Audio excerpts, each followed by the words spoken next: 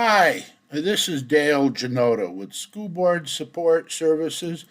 I'm kind of an old duffer and I still have this need to feel productive. So I am going to show you how your county teacher salary and benefit analysis compares over a period of time.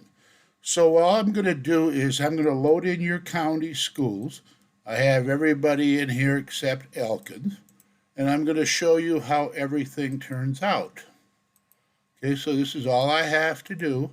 I can put any schools in there I want. I have 917 school districts throughout California in it. And I'm going to highlight Los Molinos. The reason I'm doing this is because it takes them a long time to bargain. And what I'm going to show you is I'm going to show you why. Because when I look at salaries, I don't look at just the entry level pay. I don't look at just benefits. I look at it in many ways. I do it based on a student teacher ratio. And when I do that, the answers are going to be here why they have a hard time settling. Now, I'm using 2019-20 data. And if they're not settled, I use the most previous year's data that I can get. Now, what I do is I started this in 1984, where I developed what I call a 26-year earning power approach to teacher salary schedules. I take a teacher starting at your BA 30 units. I walk him through your structure, adding up 26 numbers, defining the value of your teacher salary schedule with one number. I use the 26-year approach because the average number of years of service current retirees have that are drawing off a retirement system is 26 years. So you can see your county average here. Okay, I'm going to look at Los Molinos, and you can see their earning power is $1,652,000. Countywide, they were 7.8% below the county average, and they ranked 11th. Then I look at the entry level pay with the BA 30. You can see where they're at there. They rank 14th. Now I'm going to push this down here so you can see your districts, so you can see how you turned out. If you need to stop it and look at it, you can. Okay. So now I'm going to take a look at the highest salary with the BA 45.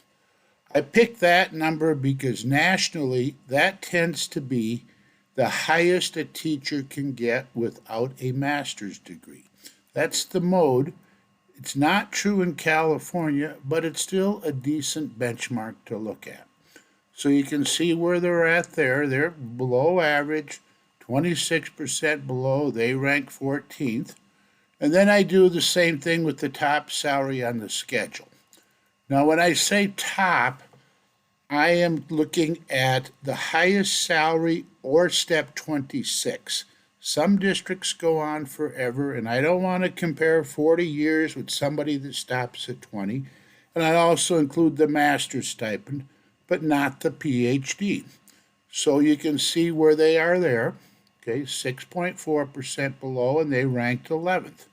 So looking at this only, it appears as though their salary schedule is not that great, but appearances can be deceiving. So next I'm going to look at the benefits. Okay, so I'm going to look at the benefits that everybody provides. This is the district's contribution for health, dental, vision, life.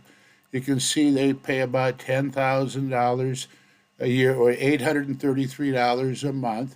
You can see where they're at there. There's the averages. Some are composite, some aren't. It looks like most of them are composites. And then I combine the benefits to the salary and do it all over again. And I do that two ways. I do it with salary and family as well as salary and single. So when I do this with Los Molinos, you can see where they're at there. They ranked 11th. I'm going to go over here and look at the county offices, number one, because they do pay family insurance. Okay. The entry level pay with family benefits at the BA 30 with the credential. They rank 13th. Biggest number with the BA 45. Again, they kind of look low, but we're going to see why in a minute here. Just stay tuned here. Don't want to get too far ahead of you. I've been doing this for 35 years, so I kind of assume that I've been on track quite a bit here. Boy, I get a lot of nice compliments from people for this. Okay, then I do it with single insurance.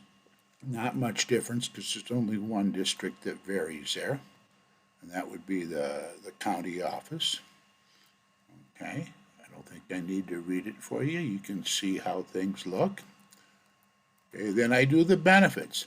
And over here I put in how many contract days I have because I do it on a per diem basis. And then look at that student-teacher ratio. And I'm still using the old data. Okay. So then as I go to the per diem basis here, there's not much difference here. That used to be an issue many, many years ago. I shouldn't say that many years ago when you were dealing with furlough days.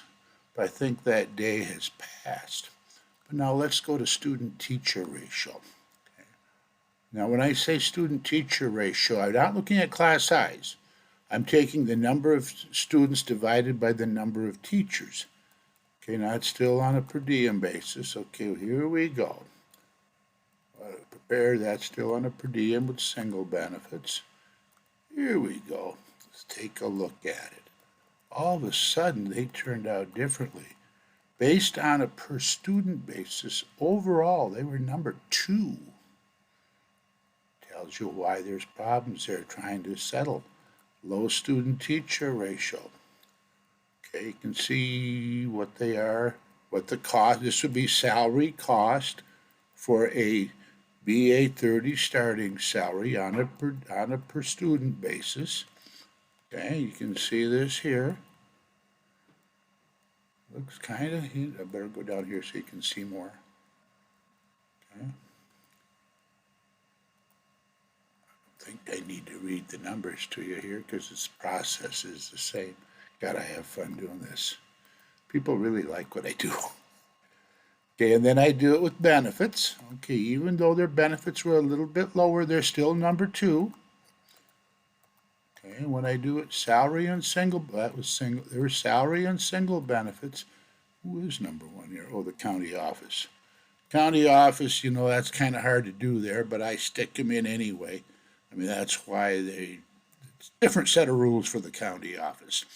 Okay, I'm going to go back here to the beginning again and show you what else you can do. This is cool.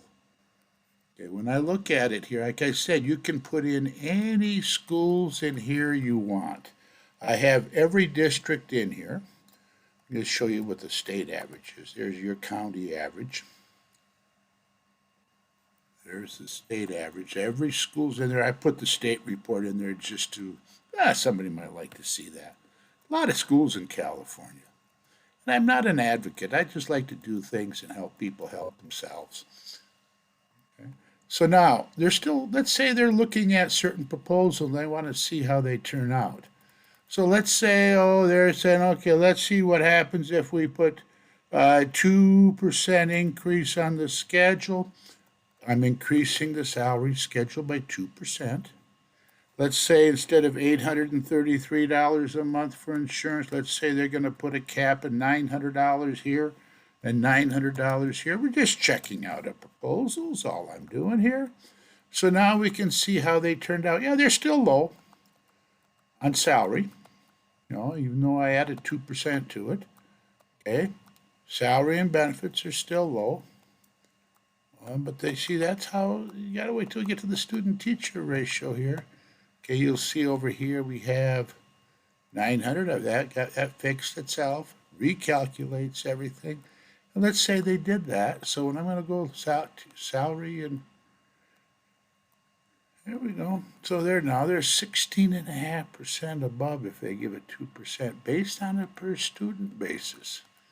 I think you can see high, it takes time to bargain there because of the student-teacher ratio. I think we lied when I look at it, when I bargain professionally for just checking out a proposal because it's not cast in stone yet.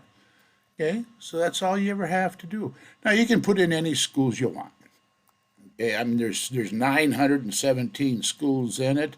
Everybody naturally probably wants a different group of schools, but we'll just go back to 0 here again. Okay, I'm going to do nothing here. Okay, you can put any schools in here you want. I have them sorted too here. I have them sorted by county, as you saw before. I have my codes sorted by many different ways here, so you access them real easy. I got them set up by enrollment. I have them sorted by the type of district, elementary, high school, or whatever they are. And then enrollment would be my second factor. And then cost per student, which would be like the wealth of the district. So you can you can do it any way you want. And I hope you enjoyed this because I had a great time doing this. And then what I do is I charge for this. If you want this entire database, which includes all 917 school districts, the cost is $595. I think the days of 5-digit comp studies is gone because I think what I have here is very, very beneficial to people. You can, again, remember you put it in. Now, if you're interested in it, I'm in no hurry for payment. If you need it, we get back to where it's a new normal. All you have to do is reply to this email, or there's my email address. If you want to see my website, it's there. There's my phone number. I normally answer my phone. I'm on call 23 hours a day, and the hour that I'm not available is probably the time you call me. My name is Dale Janota. I'm 70 years old and I still feel productive, and I hope you found this very beneficial, and I hope to hear from you, and I thank you very much.